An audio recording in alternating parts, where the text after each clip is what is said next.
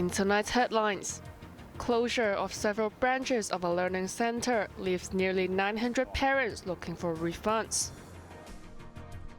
Israel to go ahead with ground offensive in Rafah despite suspension of arms sale from the US.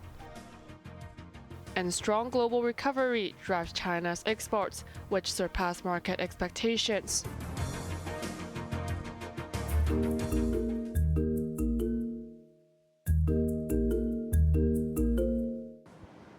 Parents were worried that they would not get refunds after Little Frog, an English language learning school, shut down abruptly.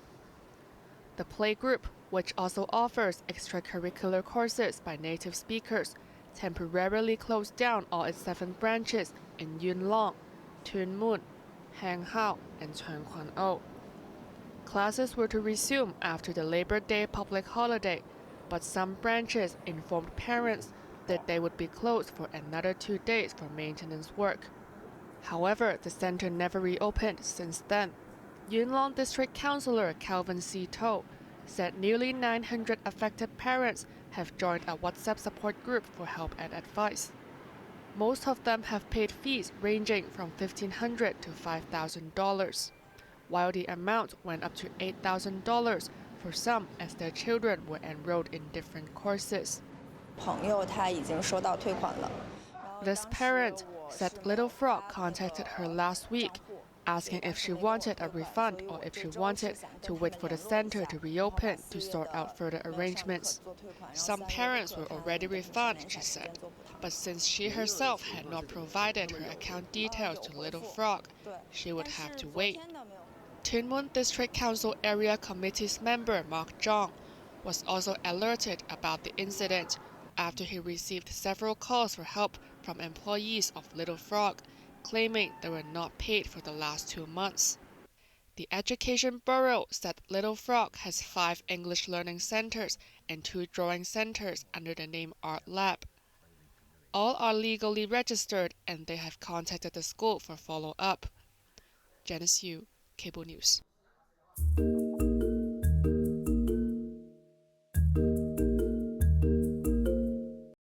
After the Court of Appeal granted a temporary injunction order banning the protest song Glory to Hong Kong, authorities who asked search engines and internet service providers to remove the song from their platforms. Speaking to reporters, Justice Secretary Paul Lam said the ruling is not meant to target tech giants such as Google or Meta, as free flow of information is of crucial importance to Hong Kong. Up till this morning, 27 of the 32 banned YouTube links for the song were still accessible. Executive Councillor Ronnie Tong said that's because the injunction is not yet officially issued. These links will be found illegal after the official ban, he said. Google stated that it is currently reviewing the decision of the court before taking further action.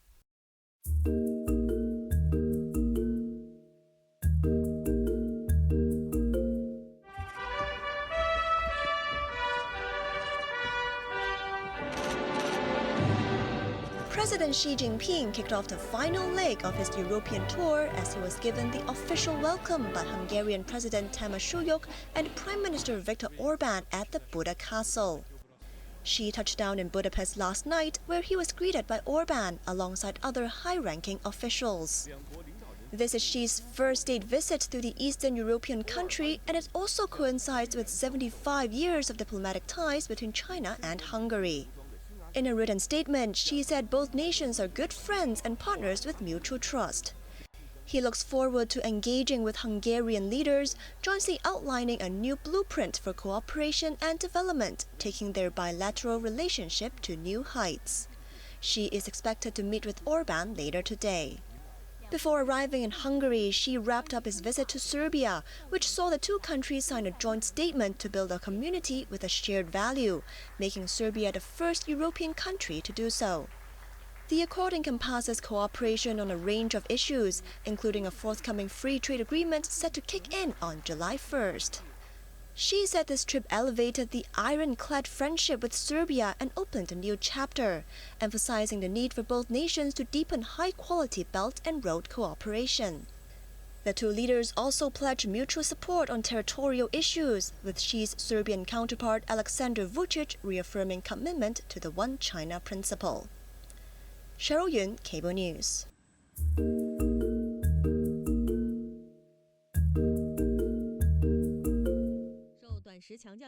Heavy downpours have caused large-scale flooding in many regions of southern China, with the city of Nanning in Guangxi province recording nearly 50 centimeters of rainfall. Drains were overflowing, flooding main roads in the city. Large parts of farmland in rural areas was completely submerged in water. Businesses suffered huge losses after roadside shops were left flooded. Adverse weather also saw parts of Chongqing receive heavy rainfall and thunderstorms. Some areas were battered by hailstorms. Hailstones measuring roughly 1 centimeter in diameter destroyed crops. Due to life-threatening weather conditions, there was not much the farmers could do. On the other side of the world, at least 100 people are dead and 128 are missing after severe rain and floods hit Brazil's southern state of Rio Grande do Sul. More than 230,000 people have been displaced by the floodwaters, isolating most of the region. Thousands of homes are submerged, and rescue missions can only be carried out using helicopters. Industrial warehouses have been converted into makeshift shelters to house those affected. Commercial losses are expected to be over $1 billion. More storms are expected in the area, with hail and wind gusts reaching up to 100 kilometers per hour. Janice Yu, Cable News.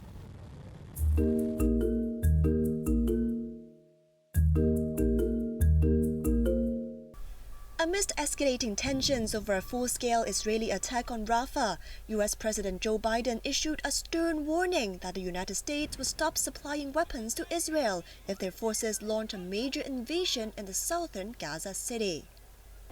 This marks the strongest response from the U.S. to date, aiming at dissuading its ally from launching an assault on Rafah, which is home to over 1.3 million Palestinians. U.S. Defense Secretary Lloyd Austin confirmed the suspension of a shipment of bombs to Israel. We're going to continue to do what's necessary to ensure that Israel has the means to defend itself. But that said, we are currently reviewing some near-term security assistance shipments in the context of unfolding events in Rafah. Meanwhile, Israel pressed on with its offensive from airstrikes to ground operations as they released footage showing troops and bulldozers advancing near the Rafah border crossing with Egypt. The military conducted raids on suspicious buildings, killing over 30 Hamas fighters and destroying their infrastructure. While the Israeli army claimed to have reopened the Kerem Shalom crossing in southern Israel after days of closure, the United Nations confirmed that no humanitarian aid had entered the Gaza Strip from that checkpoint. The crossing was closed after a Hamas rocket attack killed 4 Israeli soldiers earlier this week. Most of the Palestinians living in that part of Gaza have fled after Israel issued evacuation orders. With the seizure of Rafah, Israel now controls all crossings to Gaza for the first time since it withdrew troops and settlers from the territory nearly 2 decades ago. Cheryl Yun, Cable News.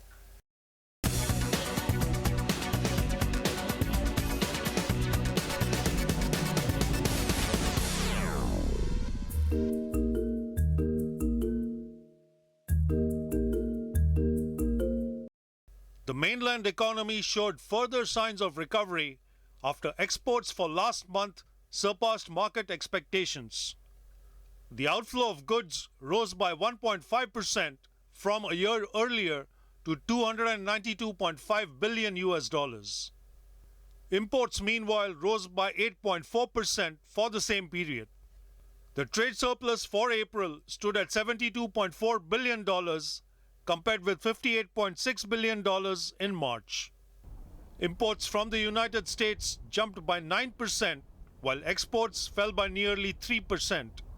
The latest figures confirm signs that global demand is rising and will also provide a boost to domestic growth. Beijing is relying on strong sales abroad to offset weak consumer spending at home.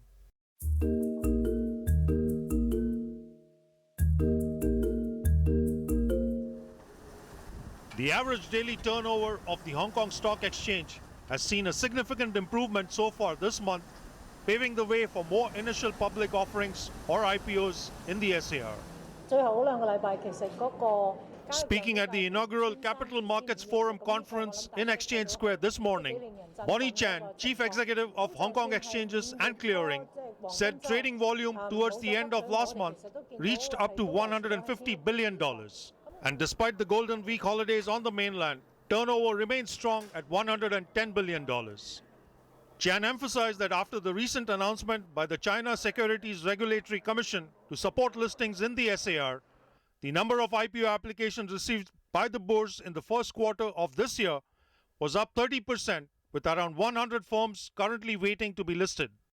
The rebound in the stock market has boosted investor confidence, Chan added.